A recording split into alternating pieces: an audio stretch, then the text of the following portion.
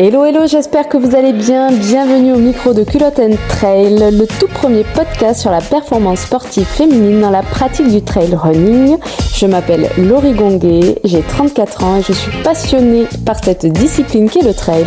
Et j'avais envie de créer ce podcast afin d'interviewer plein d'athlètes de haut niveau féminines, mais aussi des coachs et des experts pour nous aider à comprendre comment la femme fonctionne dans ce sport fascinant qu'est l'endurance et l'ultra-endurance qu'est le trail.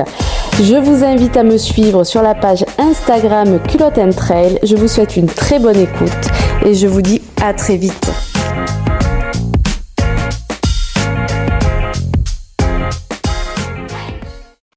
Bonjour à tous et à toutes, je suis ravie aujourd'hui d'accueillir au micro de Culotte & Trail Sabine Erstrom. Bonjour Sabine. Bonjour Laurie, bonjour tout le monde. Comment tu vas ?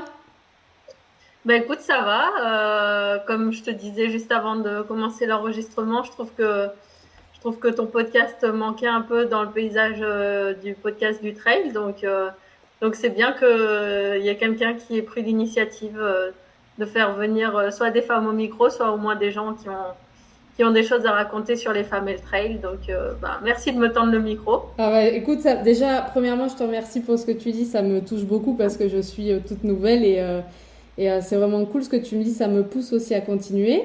Et puis ouais, c'est clair que ça manquait beaucoup, c'est pour ça que j'ai eu envie de faire ça pour toutes les femmes aussi qui se posaient plein de questions, puisque l'idée c'est de répondre à la problématique des femmes dans le sport, mais surtout dans la pratique que je pratique du coup, qui est le trail. Et merci beaucoup d'avoir répondu présente pour passer au micro. Franchement, je suis super contente. C'est top. Ouais, j'espère qu'on va un épisode sympa. Ouais, bah oui, il n'y a pas de raison. Est-ce que tu peux te présenter pour nos auditeurs et auditrices qui nous écoutent en quelques lignes, s'il te plaît, puisque tu as un sacré bagage.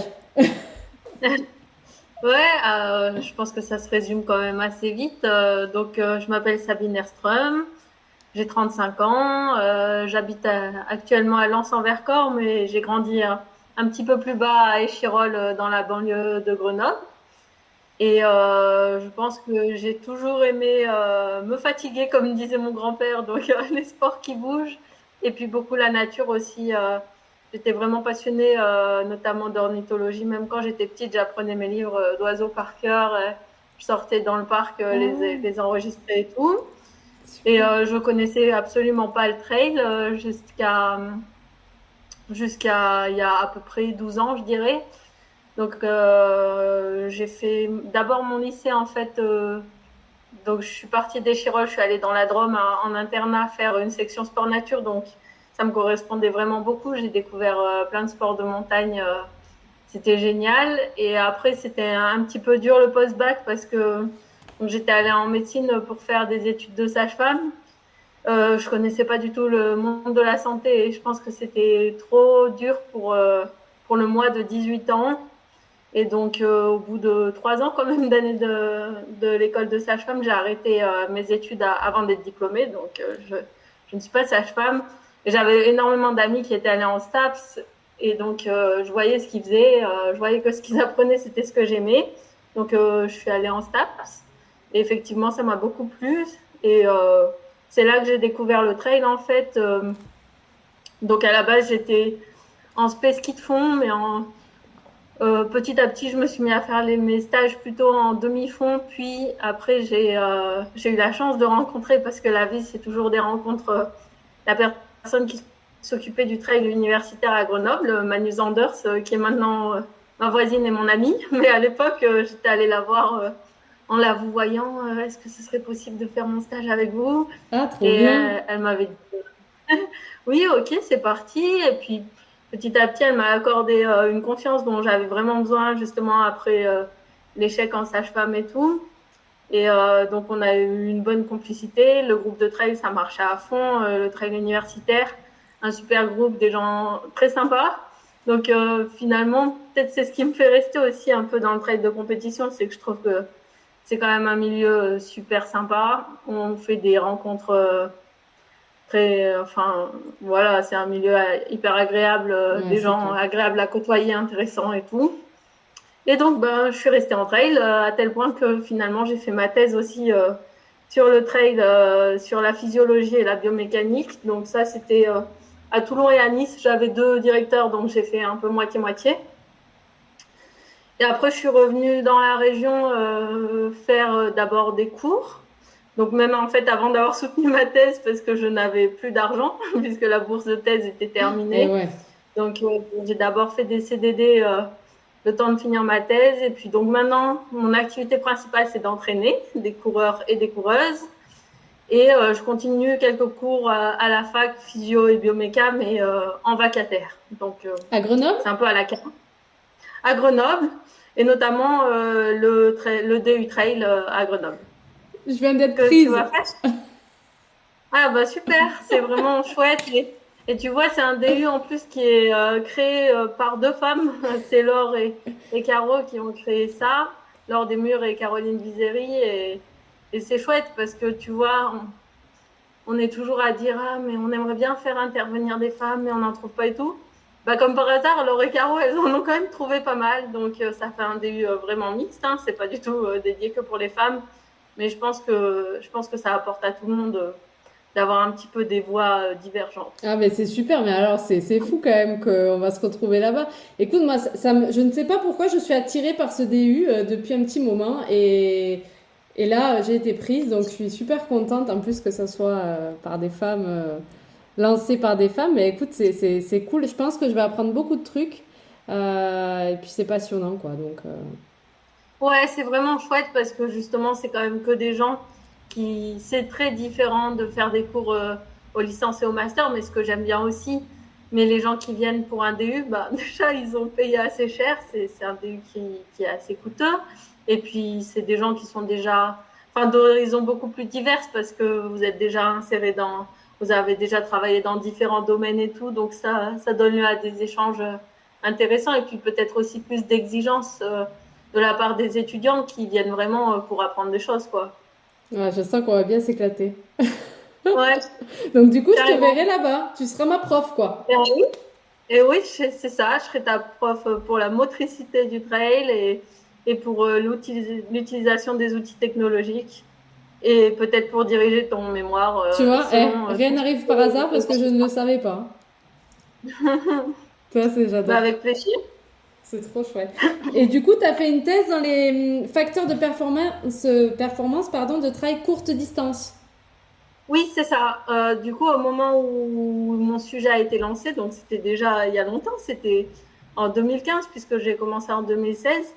Il y avait déjà un peu de recherche sur l'ultra, notamment grâce aux frères Millet, mais en trail courte distance, donc durée d'effort marathon, mais en trail, il y avait vraiment rien. Donc petit à petit, après même pendant ma thèse, il y avait aussi d'autres équipes quand même qui travaillaient sur la même chose. Donc maintenant, on sait déjà plus de choses, mais c'était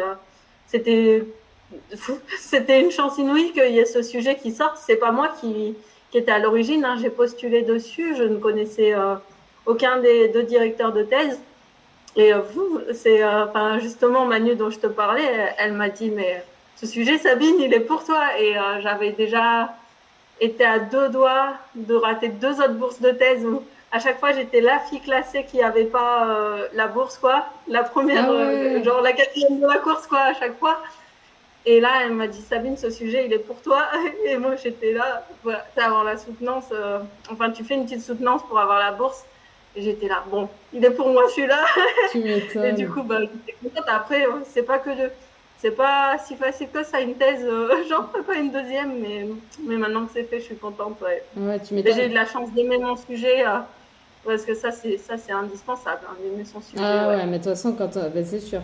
Et du coup, donc toi, tu es une athlète de trail, mais de cours, parce que tu viens quand même de terminer première sur les 80 km du Vercors. Donc c'est pas très Ouais. court. Bah, c'est ça, petit à petit, tu vois, quand j'ai commencé le trail, ouais, ben, du coup, j'ai commencé, en fait, en L2, j'étais allée à Nice déjà pour, euh, pour une option montagne. Donc, c'était le petit groupe de l'option montagne, là, ils avaient des voitures et donc on allait sur les courses nature de la région. Et donc, c'était des trucs, 15 km à peu près. Et trop sympa. En plus, il n'y avait personne. Donc, tu vois, je gagnais. C'est toujours un peu plus valorisant. Mais vraiment, je ne connaissais rien, quoi. je me souviens la première fois, d'abord, il faut courir avec un sac. Donc, tu sais, je prends mon sac, le plus petit sac de rando que j'avais, quoi, histoire de ne pas partir non plus avec la tente. Un sifflet, où veux-tu que je trouve ça et tout. Je me souviens, c'était n'importe quoi. Mais j'avais adoré. Et pourquoi je dis ça? Oui, donc d'abord, moi, ça me paraissait complètement fou, les gens qui faisaient, tu vois, mais même 50, 60. Je sais pas, moi, je venais du ski de fond. Pour nous, les longues distances, ça dure 3 heures. Donc, Ouais, tu le trail, m'étonnes. c'est la longue distance. Et c'est vrai qu'après, quand tu es dans l'activité et tout, que tu as l'impression d'avoir déjà un peu cherché tes limites sur des distances courtes, ben, tu te dis, finalement, j'arrive, je suis capable de courir encore, qu'est-ce que ça donnerait sur du plus long? C'est agréable aussi de ne pas partir à 15 km/h, je trouve. Tu vois, là, l'ultra du Vercors, quand on est parti, je me suis dit, c'est une course, mais c'est pas stressant ce départ, c'est chouette. Donc, c'est un autre charme. Tu vois, là, du coup, je me dis, les durées 10-15 heures, ça me plaît bien. Mais 24 heures, ouais, ça me paraît fou. Et puis, ça se trouve, tu vas me reparler en 2028 et puis j'aurais fait le tour des géants. Donc, on ne sait pas, Ouais, quoi. ouais, mais c'est clair, ne jamais dire jamais. C'est ça, je m'interdis rien. Mais après, j'ai pas non plus l'ultra comme un Graal à atteindre. Et je pense que j'en ferai au moins une fois par curiosité, en fait. Parce que, du coup, j'entraîne quand même beaucoup de gens qui font de l'ultra. Donc, pour l'éprouver soi-même. Mais je suis pas certaine que ce soit un effort qui me plaise parce que ça demande vraiment un départ très, très raisonnable pour finalement être trop fatigué à la fin pour accélérer. Donc, je pense qu'il y aurait une petite frustration, mais il faut faire pour savoir. Et en tout cas, là, les 80, ça t'a plu? 80, ça m'a énormément plu, ouais. Ouais. Et puis, c'était chez moi, tu vois. Je me faisais énormément encourager. En plus, pendant une bonne partie de la course, j'étais deuxième au scratch, quoi. Donc, les gens, ils étaient Ah au ouais, taquet. génial. Et puis là, ce qui est sympa, c'est que du coup, ouais, c'est vraiment dans mon village. Donc en fait, après, quand je sortais dans la semaine, il y avait des vieux qui venaient. Ah, c'est toi qui as gagné l'ultra. Bravo et tout pour ta course. Alors que, tu sais, mettons, j'aurais fait top 10 à Sierzinal, ce qui est quand même une performance bien meilleure. Personne ne serait venu me voir. Salut, t'as fait top 10 à Sierzinal. Bravo pour ta course. Et c'est ça qui est génial quand t'es dans les petits cantons comme ça. Je trouve ça Ouais. chouette. C'est vrai que... Après, il faut garder les pieds sur terre, quoi. Faut aussi faire des courses comme Sierzinal pour se rendre compte, ah ouais, en fait, je me prends encore une demi-heure par les meilleures mondiales. Et... Ouais, bah après le niveau maintenant, enfin c'est vrai qu'on aura l'occasion d'en reparler, mais c'est quand même assez incroyable le niveau quoi. Même tu sais sur Ouais. des courses saucissons, le niveau est dingue. Hein. Ouais, bah oui, surtout selon les régions. Tu vois, là, tu vas courir en Savoie, tu es sûr d'avoir des bons coureurs. Et puis, je dirais surtout la densité, parce qu'en fait, moi, je trouve que des femmes qui faisaient des performances extraordinaires, il y en avait quand même déjà. Tu vois, quand moi, je suis arrivée au trail, il y avait Caroline Chavreau, il y avait Nouria Picasse. Elles faisaient des perfs vraiment De fou. déjà impressionnantes, mais alors vraiment, déjà, personne n'en parlait. Et puis, elles étaient un peu seules, quoi. Alors que là, il y a des gens qui vont être tout. Ouais, le niveau se densifie et du coup, ça aide à progresser, ouais. Ah ouais, tu m'étonnes. Parce que toi, du coup, c'est chouette, t'as la double casquette. Donc, t'es vraiment athlète au cœur du truc. En plus, tu fais partie de la team Simal, si je me trompe pas. Ouais, j'ai mis mes plus si mal pour Ah, trop enregistrer, mais bon, chouette. du coup, on est en audio. On est en audio, mais c'est pas grave. Écoute, et en même temps, t'as la casquette de coach, de préparatrice physique. Donc, ça, c'est vraiment chouette. Et du coup, tu coaches des femmes et des hommes, j'imagine. Ouais, Et je voulais déjà, voilà, la thématique aussi du podcast, c'était vraiment de savoir pour toi quelles étaient les spécificités du trail au niveau de la femme, pour entrer un peu dans le sujet, et aussi de me dire, toi, qu'est-ce que tu penses déjà de la place de la femme aujourd'hui dans le trail? ouais, alors c'est hyper vaste. Ouais, je sais. Peut-être je vais répondre à la deuxième question en premier. Ouais, voilà, je voulais. Je trouve que, tu vois, rien que sur mes 12 ans de trail, il y a quand même vraiment une progression. Je trouve que vraiment, quand j'ai commencé, les teams, c'était des boys bands. Il y avait 0 filles dans les teams. Et ça choquait personne. Et alors que maintenant, quand on recrute que des femmes que des hommes dans un team, ça fait râler, quoi. Il y a au moins des voix qui s'élèvent. Dans le journal, c'était impossible que tu sois si tu avais gagné la petite course du coin, tu étais un mini paragraphe à la fin de l'article. Et alors, des fois, c'est encore quand même un peu ça. On va raconter tout le déroulement de la course homme, tout ce qui s'est passé et tout. Et puis à la fin, ah oui, c'est machin qui a gagné et tout. Mais il y a quand même des efforts. Et puis là où je vois une progression, c'est qu'en fait, quand c'est comme ça, il y a toujours, du coup, maintenant, il y a des réseaux sociaux. Donc les gens peuvent commenter. Alors qu'avant, tu achetais le Dauphiné libéré, tu pouvais râler toute seule, mais personne ne pouvait. Alors que là, on voit dans les commentaires que même des hommes, tu vois, disent quand même, parler de Katie Scheid, de ce qu'elle a fait et tout. Donc ça, c'est une progression. Malgré tout, on est quand même loin de l'égalité. On voit que notamment sur les ultras, les chiffres de participation, ça ne peut pas être dû juste au hasard quand il n'y a que 10% de participation des femmes. Et ouais, du coup, le chemin reste encore très long. Du coup, l'UTV, là, je dis tout le temps, du coup, c'est un tic de langage. L'Ultra du Vercors, ça faisait à peu près 2 ans qu'il travaillait justement au fait d'augmenter la participation féminine, notamment sur la course la plus longue, parce qu'en fait, il n'y a pas que l'Ultra, il y a aussi un 45 km et il y a aussi l'Ultra qui se court en relais à 4. Donc, comme dans toutes les courses, à chaque fois, plus c'est long, moins il y a de femmes qui participent. C'est clair. Alors, il ne s'agit pas d'obliger les femmes à faire du long, mais quand même se questionner de pourquoi, alors qu'elles sont plutôt prédisposées à l'endurance longue, elles se retrouvent à être moins nombreuses sur le long.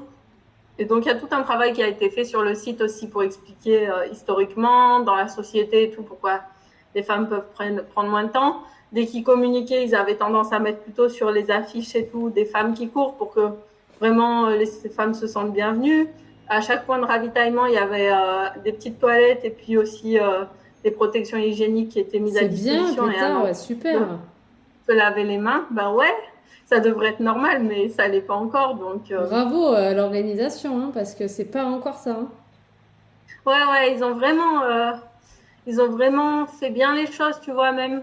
Ils sont allés vers moi et vers Léa Barnel, qui est aussi une habitante du Vercors et qui représentait plutôt le côté peloton, tu vois, de la course, parce que il faut pas interroger que les gens qui gagnent, quoi, et les autres aussi ont leur mot à donner. Et donc, on a pu se faire des petites réunions pour discuter sur le sujet et tout. C'était vraiment...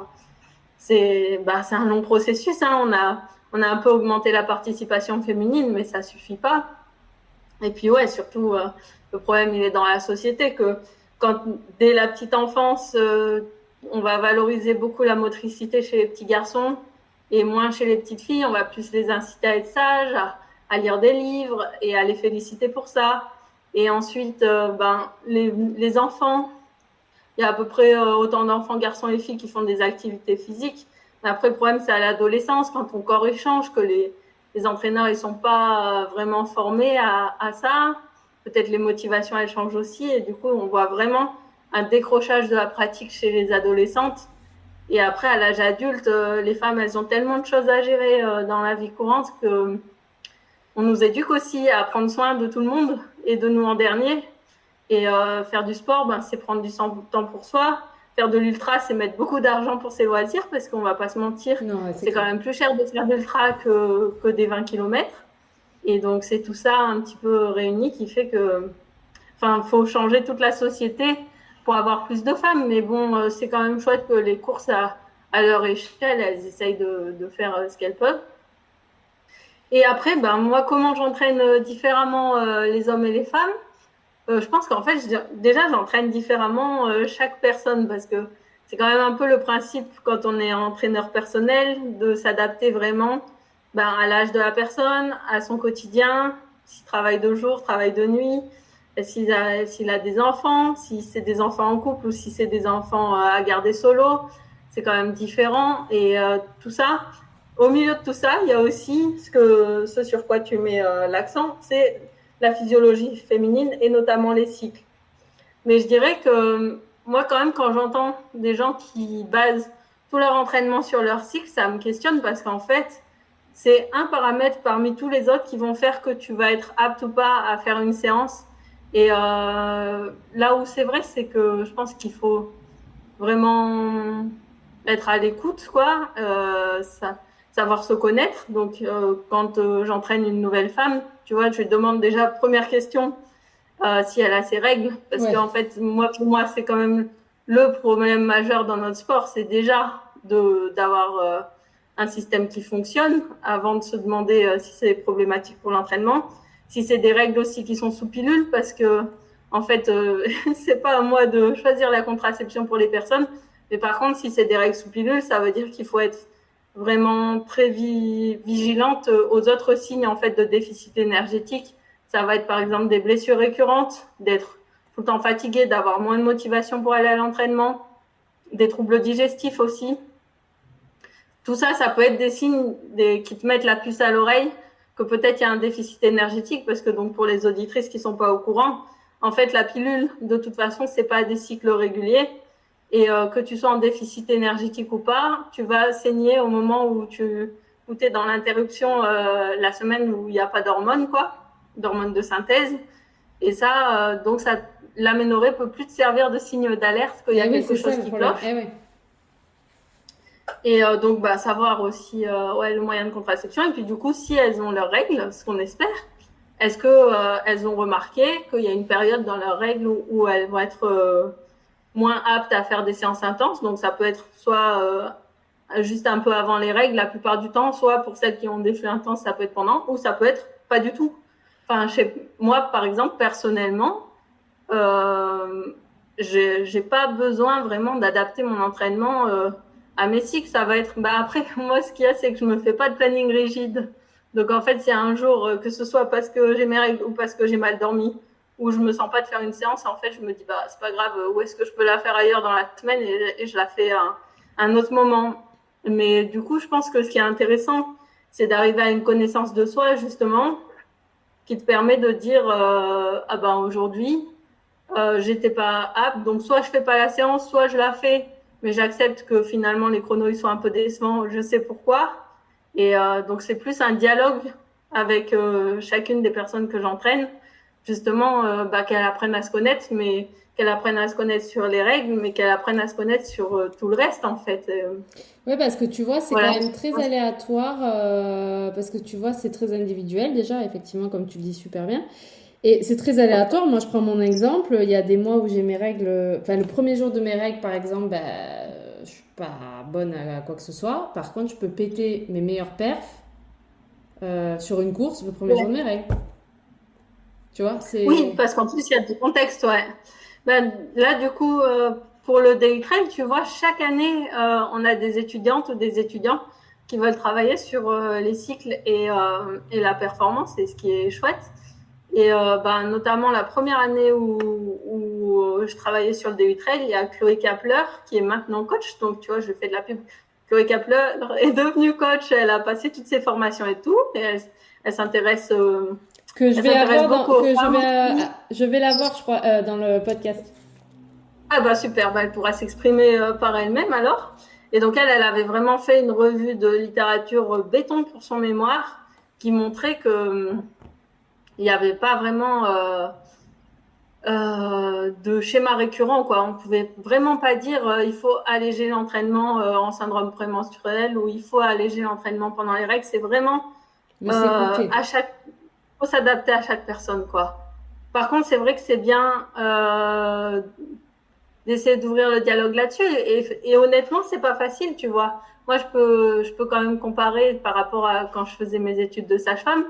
Quand tu vas voir ta sage-femme, en fait, c'est normal qu'elle te pose ces questions-là. Alors que quand c'est ton entraîneur, tu vois, déjà, je trouve qu'on est un métier où c'est quand même assez intrusif dans la vie privée des gens, tu vois. On sait tout. On sait les phases où ils sont fatigués, quand ils sont en déplacement, quand le moral est pas très bon, quand le moral est super, on sait beaucoup de choses. Et donc, il faut quand même faire attention qu'on est une personne externe. En fait, moi, j'ai la connaissance de la théorie, j'ai la connaissance grâce à la pratique, à tous les gens que j'entraîne. Donc, ça me donne finalement plein d'opportunités d'apprendre des choses. Mais la personne que j'entraîne, c'est elle qui se connaît. Et c'est elle qui sait si elle est capable de faire les séances que moi je mets. Et c'est vraiment, surtout d'autant plus quand on entraîne des adultes, c'est un dialogue, quoi. Et et donc après, je pense que c'est un petit peu génération, éducation. Il y en a qui vont naturellement très, très facilement me parler de leurs règles, d'éventuels fuites urinaires ou quoi, tu vois, des sujets pas faciles. Et tant mieux, c'est plus facile, c'est plus confortable pour moi. Et il y a des gens pour qui c'est plus compliqué et je le comprends aussi. Et je me souviens, j'avais écouté ton podcast avec Fred où il disait moi je suis un peu là, je le fais par questionnaire. Je crois qu'il avait dit un truc comme ça. Oui, il Moi, en avait fait, fait par écrit. je trouve pas ça lâche du tout. Je trouve que c'est en fait une excellente idée parce que je pense que finalement, nous, ce qu'on veut, c'est avoir les informations, quelle que soit la façon dont on les récolte. Et tu vois, justement, moi, je réfléchis à un questionnaire.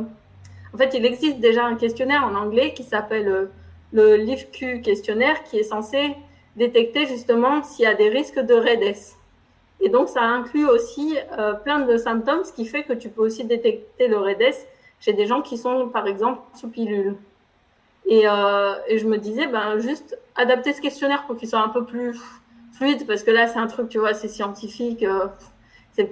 Au bout d'un moment, tu fais remplir des questionnaires de forme, remplir sur Nolio comment s'est passée la séance et tout, tu vois, faut trouver une limite. Mais je me disais, tu vois, chaque année, de re-remplir ce truc avec est-ce que je me sens plus fatiguée quand j'ai mes règles et tout simplement en questionnaire, c'est plus facile, je trouve, de répondre à froid que de te livrer comme ça au téléphone. Alors, est-ce que tu peux faire la muscu mardi? Ah oui, et en fait, est-ce que tes règles, tu as toujours tes règles bien régulières et tout, tu vois, c'est quand même un peu inclusif. Je sais pas si c'est bien ou si c'est pas bien, mais c'est la vérité. Dans la société, tu parles pas non plus de tes règles comme tu parles de ta fréquence cardiaque. Ouais, ça en tout cas, pas tout le monde. Ça change. Oui, non, mais tu as raison. Donc, et Fred me disait qu'il avait établi effectivement un questionnaire qu'il a envoyé à ses athlètes. Et que même, en fait, c'est ça aussi qui était vraiment bien dans l'épisode, c'est que toutes ces athlètes ne savaient pas en fait leur cycle, tout simplement, et qu'il y a beaucoup encore de femmes athlètes aujourd'hui qui n'ont aucune idée des phases, de ce qui se passe. Donc, c'est quand même un souci. Et il avait également beaucoup d'athlètes en aménorrhée. Donc, toi, je sais pas si c'est ton cas. Ouais, et puis moi, je trouve ça hyper grave parce que, enfin, j'ai quand même fait, tu vois, les études de sage-femme. Je pense pas qu'ils en aient spécialement parlé en 4e année quand j'étais plus là. Rien sur l'aménorrhée de la sportive. Des études de stats, je pense qu'on nous en a parlé, mais moi, j'étais déjà au courant, donc ça m'a parlé. Mais je pense que le volume horaire, quoi, pour quelqu'un un homme tout simplement, quoi, qui a pas sa copine en aménorrhée justement, qui pourrait lui mettre un signe à l'oreille, ça lui passe complètement au-dessus de la tête. C'est vrai qu'on n'est vraiment pas très informé. Et là, moi je vois quand même un changement depuis, je sais pas, c'est peut-être depuis 5 ans, où je pense que là, une jeune fille actuellement qui est en aménorrhée, elle sait que c'est pas bien. Elle sait que c'est pas bien, c'est mal. Oui. Non, que c'est pas bon pour sa santé, que même si elle veut pas d'enfant dans l'année à suivre, c'est quand même important d'essayer de retrouver ses règles. Et après, reste le problème de savoir vers qui se tourner. Donc, c'est une autre question. De pas tomber sur un gynéco qui te dit c'est pas grave, ou je vais vous donner la pilule pour masquer les symptômes ou quoi. Mais bon, je pense quand même que ça a beaucoup, hein. Du coup, si je veux parler de ma petite personne, en fait, moi, quand j'étais en sage-femme, justement, j'étais anorexique aussi. Donc, comme je m'étais séparée de mon copain, j'avais arrêté la pilule, je m'étais retrouvée en aménorrhée. Au début, je m'étais dit, c'est normal, t'arrêtes la pilule, les cycles ne reviennent pas tout de suite, sauf qu'ils ne sont pas revenus tout court. Et ouais, moi, mon médecin de famille, mon gynéco, mais t'es stressée, t'as des études fatigantes, de toute façon, si tu veux pas d'enfant, c'est pas d'enfant tout de suite, y a pas de souci. Après, j'étais allée voir une autre gynéco encore pire, où elle m'avait donné la pilule, comme ça, en plus d'être en déficit énergétique, tu peux éventuellement te retrouver en anémie. Oh là là. Et puis personne s'est occupé de ce problème. Bon, après, du coup, moi, en arrêtant mes études de sage-femme, j'avais demandé en fait à être hospitalisée parce que ça allait vraiment pas du tout. Et donc c'est là que, mais même il y avait une telle ignorance, tu vois. Mais moi je savais pas que j'étais anorexique parce que pour moi une anorexique c'était quelqu'un qui se faisait vomir et je me faisais pas vomir, donc j'étais pas anorexique, tu vois. Vraiment une méconnaissance complète du sujet, quoi. Et même mes parents ils me voyaient maigrir, mais c'est eux les moins bien placés finalement pour t'aider, quoi. Ouais, c'est toujours difficile. Et donc après, déjà l'hôpital pour moi ça a été très très dur de passer d'une position où tu soignes les gens, où tu t'en ou à une position où tu dis, en fait, c'est moi qui vais pas bien et c'est moi qui dois me faire soigner. Et donc, mais en même temps, c'était vraiment salvateur. Déjà, c'était une époque, déjà, il n'y avait pas les réseaux sociaux, rien. Donc, c'était vraiment un moment, quoi, où je lisais. Je sais pas ce que je faisais, j'avais repris la guitare et tout, mais un moment complètement coupé du monde, quoi, qui m'a appris aussi à arrêter le sport parce que j'étais beaucoup moins sportive à ce moment-là.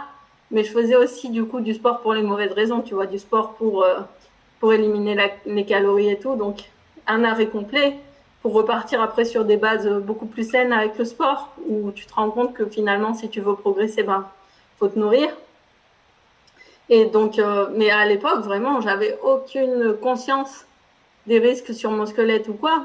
Et c'est après, quand j'ai quand même, du coup, pendant mes études, on m'apprenait à chercher, du coup, sur PubMed, quoi, des références scientifiques. J'ai commencé à taper des mots-clés, aménorrhée, triade de la sportive, comme on disait à l'époque et tout. Et puis là, j'ai vu, mais c'est quoi cette histoire? C'est dangereux pour mon squelette et tout.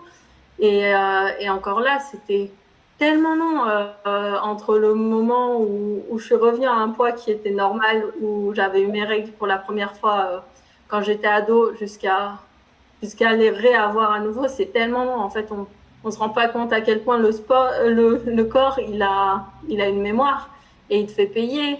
Enfin, moi, je pense que j'en fais encore les frais, tu vois, d'avoir été en déficit énergétique tout ce temps-là.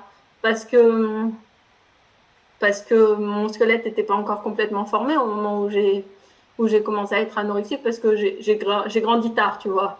Donc à 18 ans, j'avais pas encore complètement constitué mon squelette, donc j'ai une densité osseuse un peu trop basse. Et ça, tu peux limiter la casse en faisant tout bien après, mais il y a des choses que tu rattrapes pas, quoi. Et donc, ouais, ça me réjouit qu'on en parle maintenant. Je me dis quand même des athlètes qui entendent ça. Ou après, il faut le dire, si c'est vraiment de l'anorexie, en fait, tu es un peu dans ton tunnel, donc tu te rends pas forcément compte. Mais ça peut être des copines qui entendent ça, qui vont réussir à trouver les mots pour parler. Ça peut être des parents, tu vois, si mes parents ils avaient entendu ça, ils auraient peut-être trouvé aussi les mots pour me parler. Et je trouve que c'est un petit peu comme s'il y avait un MeToo, quoi. Tu parles à d'autres coureuses. Ah ouais, mais toi aussi, tu as été anorexique. Ou alors, même si c'est pas de l'anorexie, toi aussi, tu as été en aménorrhée. Enfin, c'est hyper courant, et c'est pour ça que moi, je trouve que c'est quand même le truc le plus important, encore plus que de te demander s'il faut que tu fasses de l'intensité en phase folliculaire ou en phase lutéale. Ouais, je suis d'accord avec toi. Vraiment, est-ce que tu es réglé correctement, quoi? Tu vois, moi, je reçois des messages de filles que je connais, mais qui, tu vois, c'est là l'importance comment dire, pas se cacher derrière un écran, mais on se voit souvent, mais physiquement, elles n'ont pas réussi à m'en parler, mais elles m'ont envoyé des messages via la page Insta La Culotte and Trail, alors qu'on se voit, hein, comme quoi elles étaient victimes d'anorexie, de TCA, donc c'est encore, même pour elles, dur, tu vois, d'en parler, quoi. Ouais. Et tu vois, je sais qu'il y a des gens qui s'en sortent seuls, et tant mieux pour elles, mais en fait, moi j'ai envie de dire qu'une chose, c'est aller voir un psy, aller voir une diététicienne, quoi. Enfin, j'ai dit une, ça craint, c'est hyper genré, ça peut être l'inverse, une psy et un diététicien. Aller voir des pros, parce que c'est tellement complexe. Enfin, si c'est juste un problème de je n'arrive pas à manger suffisamment par rapport à mes dépenses, dans ce cas-là, on va voir justement un ou une diététicienne qui met tout sur la table, en comptant ou en comptant pas, ça dépend de leur culture ou quoi, mais qui te donne conscience de combien il faut manger quand tu t'entraînes beaucoup, parce que c'est vrai, il faut beaucoup manger. Et moi, par exemple, pour retrouver mes cycles, je me suis rendu compte que, je ne sais pas si c'est un hasard ou pas, mais ça a vraiment coïncidé au moment où je m'alimentais correctement aussi pendant mes entraînements.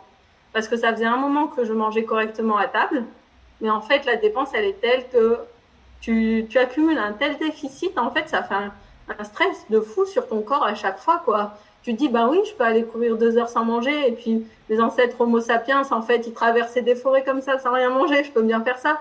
Mais en fait, comme tu fais ça jour après jour après jour après jour, c'est ça qui crée du stress. Moi, ça a vraiment coïncidé avec le fait de vraiment m'alimenter aussi correctement pendant les entraînements, même si j'en ressentais pas complètement le besoin. Et en plus, c'est quand même plus confortable parce que du coup, tu as quand même un peu moins besoin de manger au repas. Et voilà. Et que dire Ouais, donc vraiment s'adresser à des professionnels. Et puis, si je peux pousser un coup de gueule, c'est toujours vas-y. une maladie très complexe qui a plein d'origines et tout. Mais moi, je sais que quand j'étais ado, justement au lycée et tout, je n'avais aucun problème, ni avec mon corps, ni avec ma nourriture. Et je mangeais beaucoup, parce que déjà, je faisais beaucoup, pas vraiment de sport, mais j'étais toujours à gauche, à droite, à aller chez les copains à vélo, à aller se baigner dans la rivière, à aller machin, à aller trucs. Je mangeais beaucoup et ça dérangeait personne.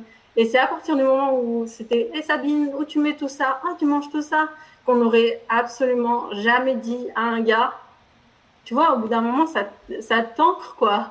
Et forcément, à l'adolescence, j'ai pris du poids, mais comme toutes les femmes, quand tu commences, à peu près au moment où tu as tes premiers cycles et puis les années qui suivent. Et du coup, je me suis dit, mais peut-être que c'est vrai, en fait, que je mange trop. Et puis, du coup, là, je fais des études, ce qui fait que je fais des études très prenantes, donc je fais moins de sport, donc il faut que je mange moins, en fait. Et du coup, tu maigris et tu tombes dans ce cercle vicieux. Et alors, peut-être qu'il y a des filles, ça leur passe complètement au-dessus, ce genre de remarques. Mais tant mieux pour elles. Mais en fait, c'est tellement inutile de commenter l'assiette des autres. Il faut absolument arrêter de faire ça, mais avec les hommes comme avec les femmes. Mais commenter le corps des gens, commenter leur assiette, mais ça sert à rien. Et c'est vrai que maintenant, moi, j'ai 35 ans, je sais pas où je suis passée et tout. Il y a encore des gens qui me disent Sabine, où tu mets tout ça? Ou Sabine, tu manges tout ça? Je dis bah ouais. et je me resserre si j'en veux, quoi. Mais sauf que voilà, je suis devenue. Enfin, maintenant, je pense que je sais d'où je viens, je sais où je veux pas retourner et je suis complètement imperméable à ça. Mais de dire ça à quelqu'un qui est en construction, en fait, on se rend pas compte. On se rend pas compte, quoi. Je comprends, je comprends. Et là, et toi, t'es allé voir, j'imagine, t'étais suivi psy au niveau psychologique. Ouais. Du coup, si jamais il y a des auditrices grenobloises qui nous écoutent, moi, c'était le docteur Caraz qui m'a suivi. C'est un psychiatre de Grenoble qui est vraiment spécialisé là-dedans. Et il m'avait adressé aussi à une diététicienne qui travaille avec lui. Je pense que c'était Marie Guidry, son nom. Mais bon, bref, les gens trouveront. Mais docteur Caraz, je dis quand même son nom parce que c'est quand même difficile de trouver un psychiatre qualifié. Et oui, je pense que quand c'est pas uniquement un problème d'apport, mais que c'est plus un problème aussi de l'image de soi, de confiance en soi, de tout ce qui peut être en relation avec l'anorexie, c'est important de voir un professionnel, quoi.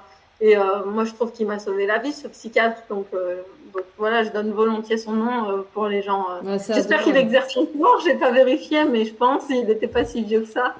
En tout cas, ce qui est vraiment génial dans tout ça, c'est que tu es athlète, tu es coach, tu es passé par tout ça, tu as vraiment conscience de tout des aménorrhées, du RAID-S et tout. Donc pour tes athlètes, c'est une mine d'or, quoi. Tu vois, c'est génial. Ouais, j'espère. Après, Et tu es une femme, parce que bon, ouais. c'est pas facile, mais il y a encore. C'est d'ailleurs l'histoire de pourquoi Culotte and Trail est née, c'est parce que j'avais fait appel à 2 entraîneurs qui en avaient strictement rien à péter de tout ça. Et c'est là où je m'étais Ouais, dit, donc ça, c'est choquant. Ça, c'est choquant parce que les gens te disent, en fait, je suis pas encore formée, j'ai besoin de me renseigner, on m'avait pas encore posé la question, ça, je comprends, mais qu'on te dise j'en ai rien à faire, c'est quand même fou, quoi. C'est comme, ça fait tellement. D'être une femme, c'est pas un détail, c'est quand même. Mais non, mais en fait, c'est ça, c'est important. que c'est quand même une personne sur 2 est une femme, donc j'ai envie de te dire, tu regardes la foulée, la fréquence cardiaque, tu regardes toutes les données, le lactate, le si, mais par contre, ton cycle, si tu es aménorrhée ou pas, voilà. Et d'ailleurs, Fred le dit très bien dans le premier épisode, c'était le tout premier épisode que j'ai tourné, et j'avoue que ça m'avait choqué. Il m'avait dit, lors de mes études, pour passer mon diplôme de coach, on m'avait dit, bon, tu verras, les femmes, il y a juste le fer à vérifier, et quand les Anglais débarquent, elles sont chiantes. Ouais, oui, c'est ça. Il y a aussi beaucoup de coachs qui disent les femmes, c'est compliqué. Je veux pas entraîner des femmes, c'est compliqué. Ouais, sympa. En fait, si personne oui, nous entraîne, on fait comment, quoi, tu vois, mais peut-être que si elles te posent plein de questions, peut-être que si elles manquent de confiance en toi, c'est aussi que depuis toujours, on leur dit qu'elles sont nulles en sport et qu'elles sont pas faites pour et qu'elles y savent, elles y connaissent rien. Donc, Mais c'est vrai que du coup, les femmes, elles ont été très peu étudiées. Hein, quand tu regardes les études, tu vois, même encore maintenant, des fois, il y a des études. Dans le titre, on ne te dit pas si c'est des hommes ou des femmes. Tu lis l'article, comme par hasard, c'est que des hommes. Alors qu'à chaque fois, quand ça touche des femmes, c'est toujours dans le titre. Hein, c'est female, là, tu es au courant. Mais par contre, c'est clair. Par défaut, l'étude, elle est faite sur des hommes. Et là où je suis très frustrée, c'est que c'est aussi le cas de mes études de thèse. Et ça, je l'avais dit à mes directeurs, j'avais dit, mais pourquoi on prend que des hommes? Ah ouais, mais tu vois, comme les études d'avant, elles ont été faites sur des hommes, si on veut comparer nos résultats, il faut qu'on fasse avec des hommes. Mais t'en fais pas, on fera sur des femmes après. Tu parles, on n'a jamais fait les études sur les femmes, bien sûr. Et donc, il y a des choses qu'on ne sait pas, tu vois, même au-delà du cycle. Est-ce que les femmes, elles récupèrent plus vite des dommages, par exemple, des contractions excentriques? Qu'est-ce qu'on en sait? On ne sait pas. Moi, j'ai quand même vraiment l'impression que les femmes tolèrent très, très bien la charge à basse intensité. Mais c'est mon impression de coach. Est-ce que je peux généraliser ça à toutes les femmes? Est-ce que c'est juste les femmes que j'entraîne? On n'en sait rien. Et moi, c'est ça que je voudrais qu'on sache aussi. On est loin encore de tout ça. D'avoir des choses. Est-ce que tout ce qu'on fait, l'entraînement polarisé et tout, est-ce que ça peut être optimisé pour les femmes? Est-ce qu'il faut faire plus de seuil? Est-ce qu'il faut faire plus de PMA? On ne sait pas tout ça. Et moi, j'aimerais bien savoir. Et donc là, nous, quand on est des coachs, qu'on travaille juste avec quelques personnes, on finit par les connaître. Donc, on va adapter aussi à la personne et puis aux courses qu'elle prépare aussi. Mais ce serait bien d'avoir des grandes lois, de savoir, par exemple, est-ce que moi, j'ai quand même vraiment cette intuition que les femmes, tu peux leur mettre des volumes à basse intensité importants, ça bouge pas. Et pas, c'est pas le cas des hommes. Alors, est-ce que c'est qu'ils ont du mal à être vraiment à basse intensité? C'est possible. Oui, mais peut-être que c'est aussi juste physiologique. Tu vois, par exemple, on sait qu'en moyenne, les femmes, elles ont quand même plus de fibres lentes. Et ça, c'est un facteur d'endurance. Donc, ce serait logique dans ce cas-là qu'elles soient plus tolérantes à la basse intensité. Mais est-ce que ça veut dire, du coup, qu'on leur fait faire trop d'intensité dans nos façons d'entraîner? C'est possible aussi. Et tout ça, on ne sait pas. Mais j'espère que j'aurai des réponses petit à petit.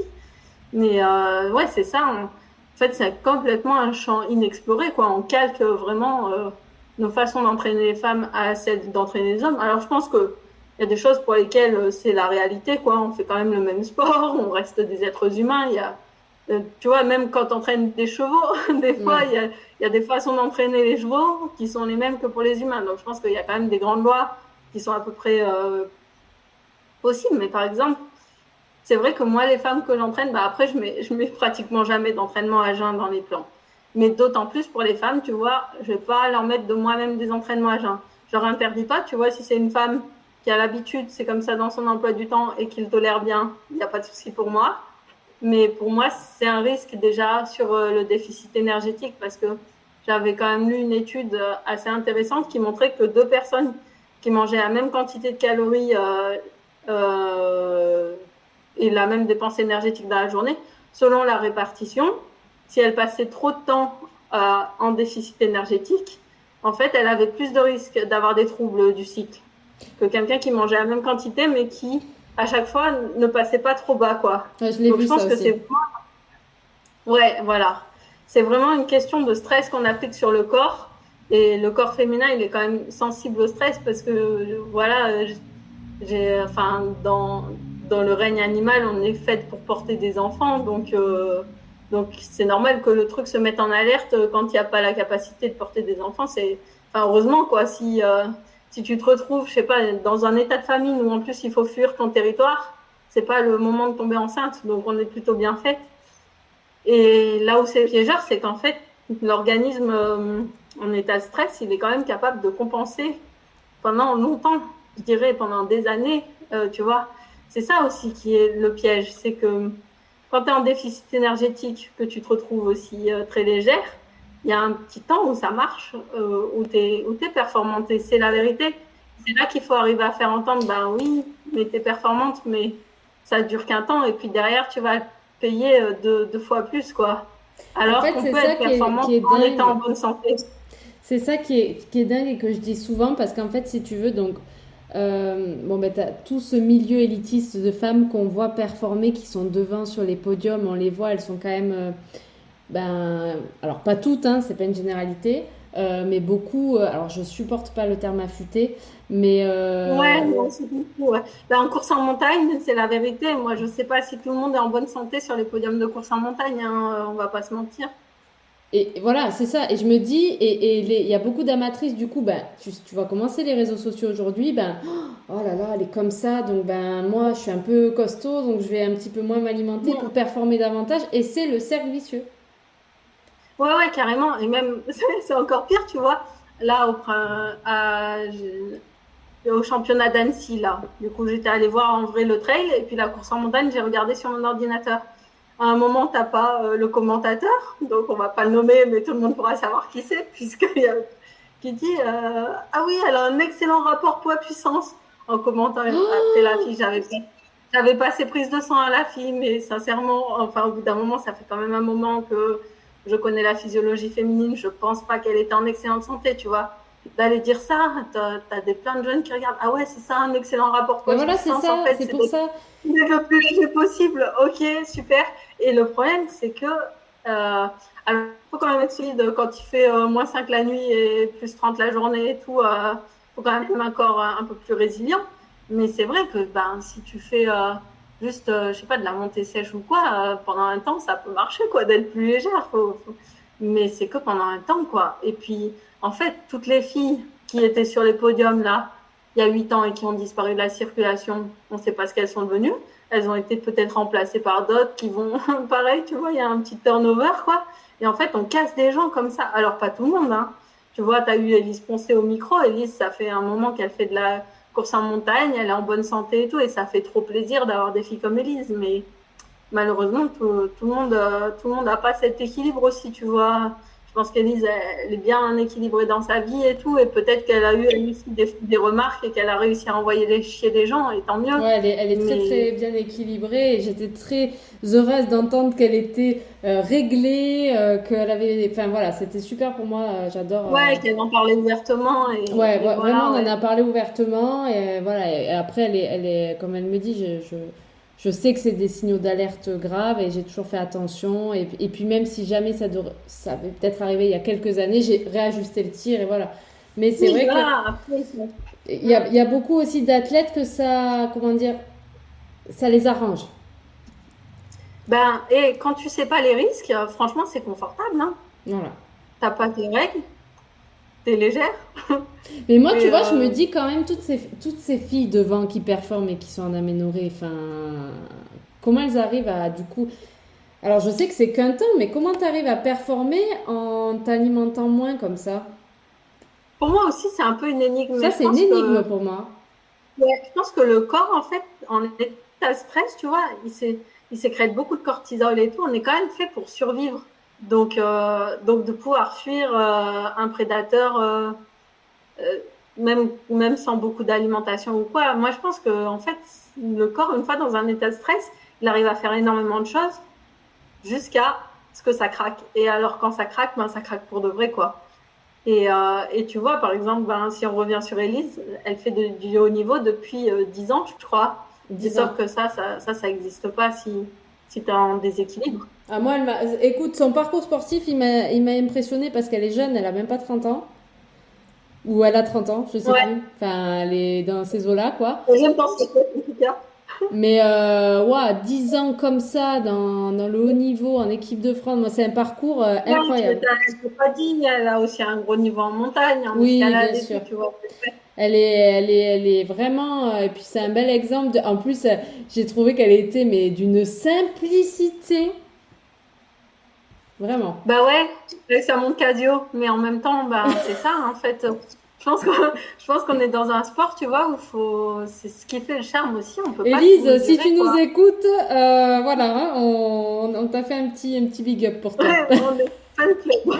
Fan club d'Élise. Allez. Non, mais en tout cas, c'est vrai que. Et sans parler, en plus, je rebondis là sur les femmes, même les grossesses. Tu vois, Ouais. parce que nous, on a, bon, voilà, il y a quand même, même cette polémique là de ne pas faire de sport enceinte ou, je veux dire, on est quand Oui, ou même. alors dis-moi, Bah là, du coup, pareil, moi là, j'ai eu le discours médical dans mes études de sage-femme, mais qui du coup remonte un peu. Je sais pas ce qu'on leur dit actuellement à l'école, parce que moi j'ai quand même arrêté mes études en 2010, tu vois, il y a quand même un peu de temps qui s'est écoulé. Mais alors nous, c'était de l'activité physique. Donc l'activité physique, c'est pas de l'entraînement.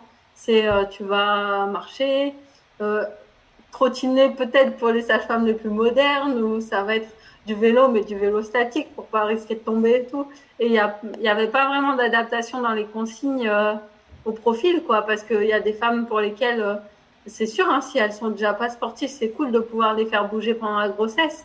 Mais si elle est déjà sportive, il n'y a aucune raison de la limiter comme ça à des activités de mamie, quoi, où elle va s'embêter en plus si elle est, si elle est, si elle est en forme. Parce que bien sûr, par contre, c'est vrai qu'il faut rester vigilante que nous, on n'est pas médecin et donc c'est quand même vraiment au médecin de voir s'il y a des contre-indications. Bien sûr. Parce que pour le coup, les contre-indications, elles ne sont pas à prendre à la légère. Mais ça reste la minorité. Et pourquoi empêcher la majorité de bouger? Parce qu'il existe ces risques pour certaines. Il faut arriver à beaucoup plus, encore une fois, individualiser les consignes, quoi. Bien sûr. Et pareil, bah ouais, non, mais ça, je te rejoins tout à fait. Et après, une fois la grossesse, donc quand on a des petits bébés, des petits bouts de chou en bas âge et qu'on reprend l'entraînement, est-ce que toi, tu as des jeunes mamans? Est-ce que... Alors actuellement non, mais, mais j'ai quand même du coup fait la formation à la clinique du coureur. J'attends que les femmes que j'entraîne tombent enceintes. Ah bah oui. Mais ouais, moi je pense que en fait c'est presque un moment plus délicat que la grossesse, surtout si c'est un premier, parce que la grossesse, si tu as déjà un autre enfant à t'occuper, c'est quand même assez sport. Mais oui, du coup, moi, j'ai que des femmes qui avaient déjà couché depuis un certain temps, donc c'est juste avec elles plus vérifier que la rééducation périnéale a été bien faite, et puis au niveau de l'organisation aussi des journées, qu'il y ait de la place pour tout. Mais juste après la grossesse, ouais, moi je pense que il y a déjà la question du périnée, de faire correctement la rééducation, en sachant que les symptômes, c'est pareil, tu peux avoir des symptômes plus tard de ce que tu n'as pas fait suffisamment tôt. Mais bon, après, il est toujours temps aussi d'aller refaire de la rééducation. Ouais, mais tu vois, j'ai Émilie Maroto qui va passer dans le podcast là bientôt pour justement tout ce qui est périnée et incontinence urinaire parce que j'ai une grosse demande là-dessus. Ouais, elle est kiné, c'est ça? Ouais, et athlète aussi, donc c'est chouette, elle a beaucoup de choses à dire sur le sujet. Et c'est vrai que même moi j'ai beaucoup d'athlètes, de copines ou quoi dans mon club, elles sont jeunes, elles n'ont pas d'enfants et elles ont des fuites urinaires constamment. Ouais. Et tu vois, ça, ouais, c'est quand même vraiment important d'aller voir un professionnel. Ça, c'est un sujet. Ça se prête. Des fois, c'est même pas un manque de force, ça peut être juste un manque de coordination que le périnée il se contracte pas au moment de la foulée. Et donc, pour le postpartum, donc il y a vraiment cette question du périnée.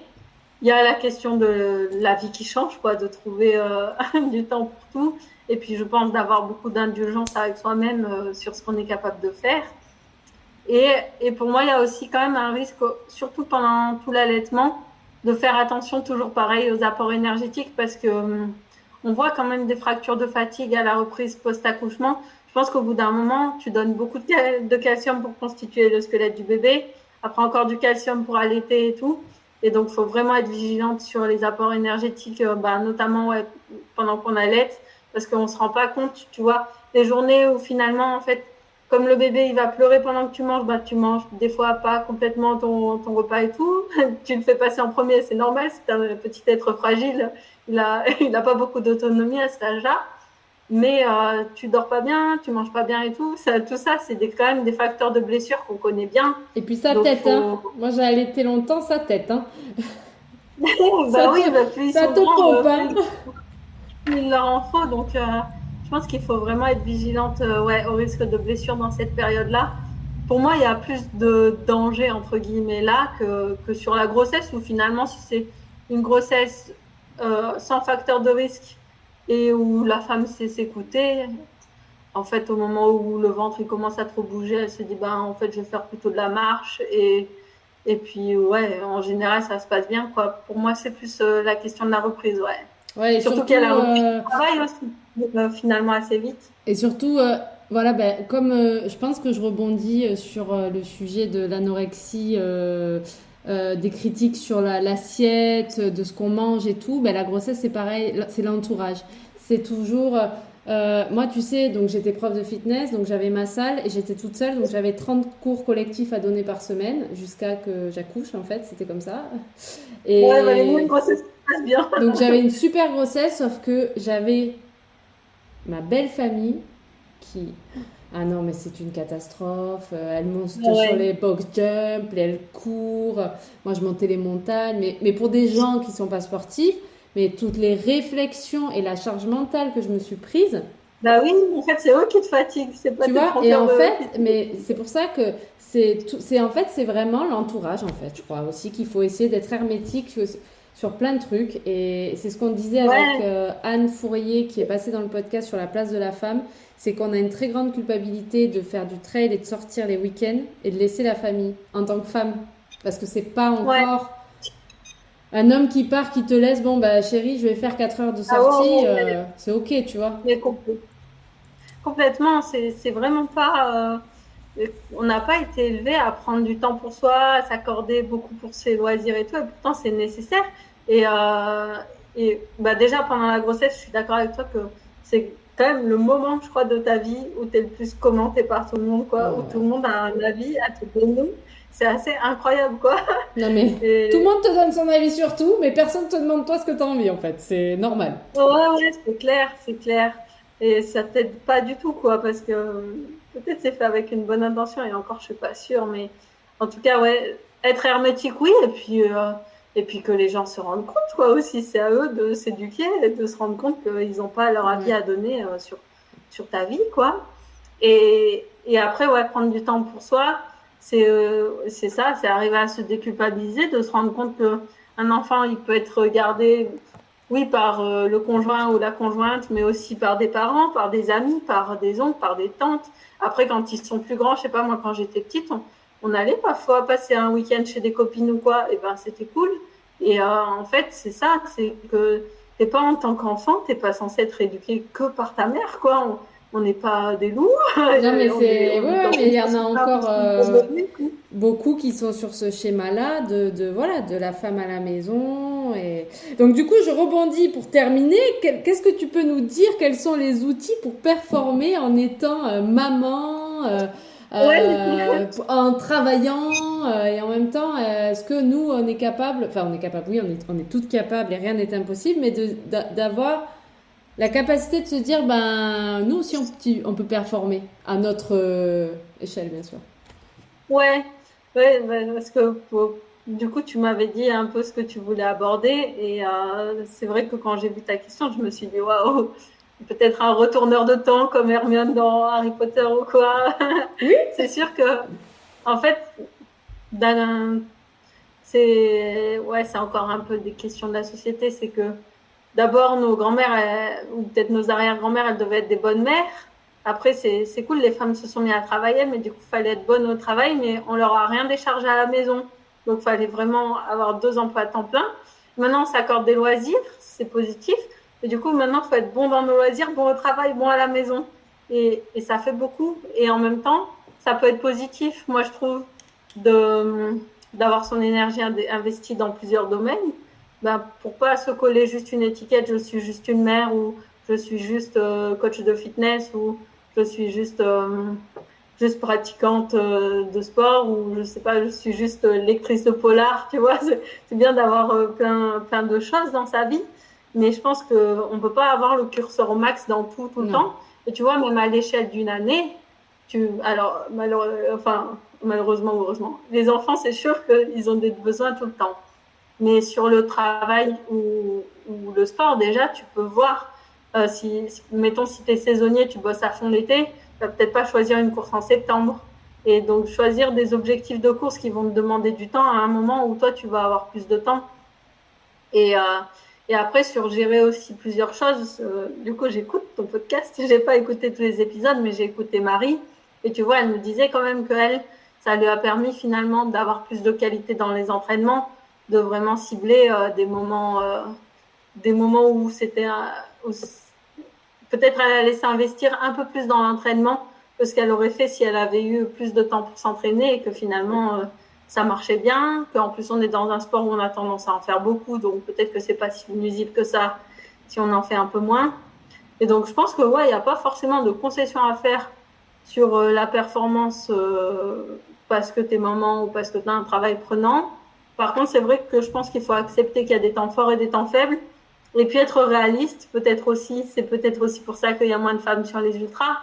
Mais ça peut être aussi, tu peux te dire, jusqu'à ce que mon enfant il ait 3 ans, en fait, je vais réduire les distances, j'en profite pour retravailler la vitesse, et puis je retournerai sur ultra quand je pourrai le laisser à garder pour partir sur des week-end shocks ou quoi. Après, c'est des organisations. T'as tout à fait le droit de partir en week-end avant qu'il ait 3 ans, mais tu vois, c'est à chacun, à son échelle, avec ses valeurs et tout, de choisir ce qu'il veut faire, quoi. Ouais, c'est sûr que c'est ce qu'on disait, hein, c'est pas évident. Et pour terminer, toi, par exemple, t'es un exemple. Bon, alors, là, ma question, elle est énorme. En fait, je me la suis dit dans ma tête et je me suis dit, mais non, elle veut tout et rien dire. J'allais dire, donne-moi un exemple d'un plan, enfin, d'une séance type d'athlète que tu as. T'as des élites et des amateurs. Enfin, t'as de tout ou t'as. Ouais, j'ai un peu tous les niveaux et tu vois, j'ai même des couples. Ah, c'est bon ça. Comparer ce que fait monsieur et ce que fait madame. Ah, ça c'est chouette. Oui, après, non, ma question, elle était tellement vaste que tu leur mets beaucoup d'endurance, ce que tu disais tout à l'heure. Enfin, ça dépend des objectifs. Oui, après, c'est vrai que globalement, moi, je suis plutôt de la culture polarisée, ouais, où Voilà, on va faire t'es 2 plus. séances intenses dans la semaine et puis le reste plus tranquille. Après, c'est très schématique dit comme ça, mais ça reste l'esprit, ouais. Ouais, toi, oui, oui, non, mais après, je sais qu'il y a beaucoup, beaucoup de types d'entraînement et que. Donc, est-ce que pour les auditrices qui nous écoutent ou les auditeurs, tu peux juste rappeler ce que c'est l'entraînement polarisé? Ouais, c'est de passer. Globalement, c'est un modèle qui est développé pour plusieurs sports d'endurance, hein, le ski de fond, l'aviron, le cyclisme, la course à pied. C'est de dire qu'en fait, la haute intensité, ça permet de gagner en vitesse, en puissance, plein de qualités, mais sauf que c'est très sollicitant pour le système nerveux. Ça sollicite beaucoup le système nerveux sympathique et donc de faire à répétition beaucoup de haute intensité, ça finit par t'épuiser. Et donc le principe, c'est d'essayer de ne pas s'épuiser sur le reste des séances pour pouvoir être en bonne forme les jours où tu fais les séances d'intensité et sur le reste, d'aller plutôt sur de la basse intensité qui va développer les mitochondries, développer les capacités cardiaques, stimuler le système nerveux parasympathique pour moins fatiguer l'organisme et être plus apte finalement à assimiler les séances de haute intensité. Et puis en plus de tout ça, il y a la musculation qui est classée plutôt du côté des séances sympathiques parce que, du coup, les séances d'intensité, mais qui ne va pas non plus prendre la place complète d'une séance d'intensité. Donc, voilà. Et oui, du coup, je suis plus sur un modèle polarisé. Par contre, c'est vrai que du coup, quand ton temps est limité, la proportion, elle va peut-être pas être parfaitement 80-20. Et justement, je pense que aussi quand tu as un enfant finalement que tu vas devoir garder à la maison, je trouve que le renforcement musculaire, c'est un bon moyen d'être présent, mais en même temps, tu vois, des fois, il dort, et puis s'il se réveille, t'interromps ta séance, c'est pas si grave, mais au moins, tu peux faire ta séance pendant qu'il dort. Ou le home trainer, je trouve, c'est aussi une bonne solution, top. Tu vois, c'est sûr, on fait du trail pour être au grand air et tout, mais n'empêche que le home trainer, surtout l'hiver, c'est quand même un outil qui est assez bien pour faire de l'intensité, travailler la puissance musculaire et puis en même temps être présent à la maison quand il le faut, quoi. Ah ouais, mais c'est clair. Et puis ça permet d'adapter et de déculpabiliser aussi. C'est clair. C'est ça, tu te dis, s'il y a le moindre truc, je descends du vélo, je suis dispo, quoi. Ouais, c'est sûr. Et toi, c'est quoi tes prochains objectifs? Moi, sportivement, ma saison, elle est un peu finie, tu vois. Enfin, non, du coup, elle n'est pas finie, mais mes objectifs, c'était les championnats à Bulle et Baronnie en avril, et puis là, l'Ultra du Vercors. Donc, voilà, il y a des choses qui ont bien marché, il y a des choses où je peux encore m'améliorer. Et là, du coup, dimanche 29, je ne sais pas quand est-ce que tu diffuseras le podcast, Je vais faire le kilomètre vertical du Grand Serre, là. Oh, Je joli. sais pas si tu connais, c'est au sud de Grenoble, c'est un kilomètre vertical vraiment très raide qui est censé être propice au chrono, mais qui fait bien mal aux pattes justement parce qu'il est très très raide. Et après, je change complètement. Je pars sur un marathon, 1er décembre à Turin. Waouh, là c'est pour développer la vitesse. Voilà, refaire du plat un petit peu. Parce que du coup, j'ai fait mon premier marathon l'automne dernier. Et puis, j'avais vraiment pas eu beaucoup de temps pour le préparer, tu vois, parce que j'ai décidé de le faire 6 semaines avant, sachant qu'il faut quand même une petite phase d'affûtage. La coach qui fait n'importe. Oui, mais c'est normal, c'est les cordonniers les plus mal chaussés. Hein. Ça, tu sais, mon mari, il est kiné, on me dit oh, t'as trop de chance. Ah non, mais laisse tomber, même pas il me regarde. Désolée, chérie, si tu nous écoutes, mais. Du coup, je me suis pas fait mal. Écoute, et je me suis bien fait plaisir. Et bah, voilà, maintenant j'ai mis le doigt dans l'engrenage du marathon, donc j'ai envie d'améliorer mon chrono. Ah, mais c'est Donc, super. ouais. C'est super. Et en plus, tu vois, je disais toujours ne jamais dire jamais. Moi, avant, ben là, je me suis mise au trail il y a pas longtemps, mais je disais, mais jamais je ferai du goudron.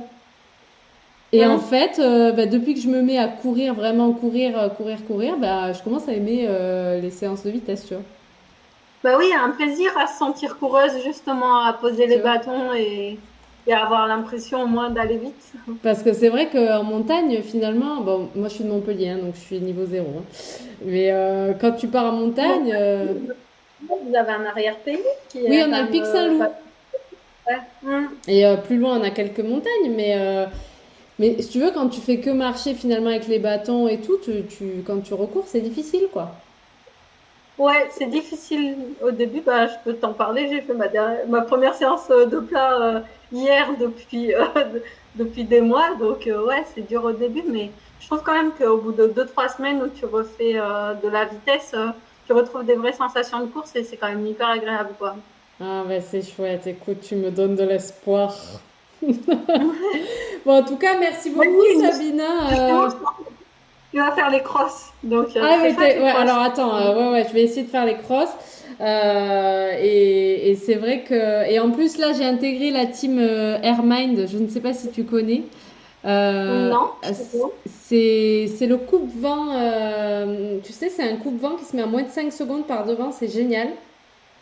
T'iras Ah voir. ouais? Ouais, c'est top. Et en Mhm. fait, c'est une team de chez moi régionale, mais qu'on est en train justement de développer parce que la gamme est top et c'est made in France et tout, donc c'est vraiment chouette.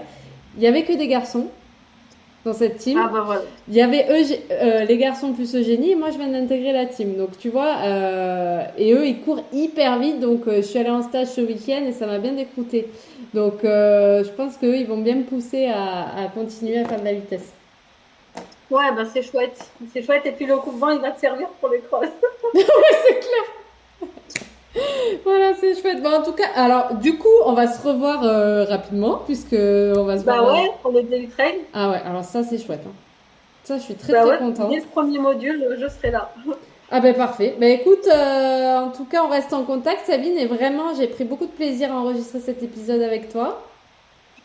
Bah merci à toi hein, pour tout ce que tu fais pour le sport féminin. Et je t'avoue, j'ai quand même quelques épisodes de retard parce que tu as un sacré débit, mais Je vais me calmer, je vais me calmer. j'écoute trop ce que j'ai en retard. Parce qu'il y a toujours. Voilà, tu me donnes la parole et c'est vrai que moi, j'étais contente que tu me contactes. Et puis des fois, je me dis, bah, je parle déjà dans la bande AD+, et tous les gens, ils en ont marre de m'écouter.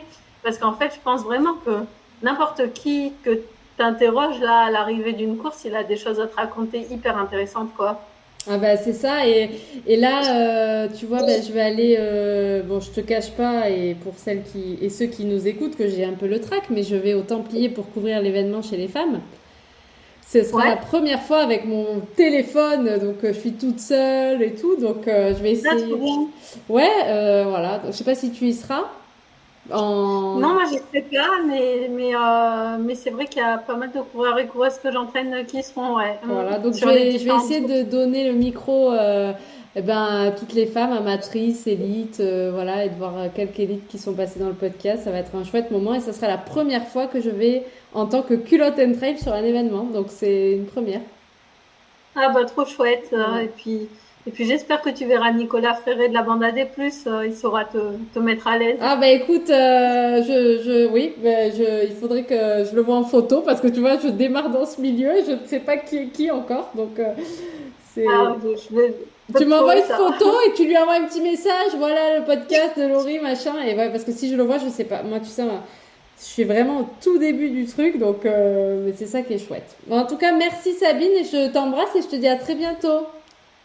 Bah, merci à toi, bonne fin d'après-midi, à bientôt. Merci, avec plaisir, Salut. à bientôt, salut. Okay.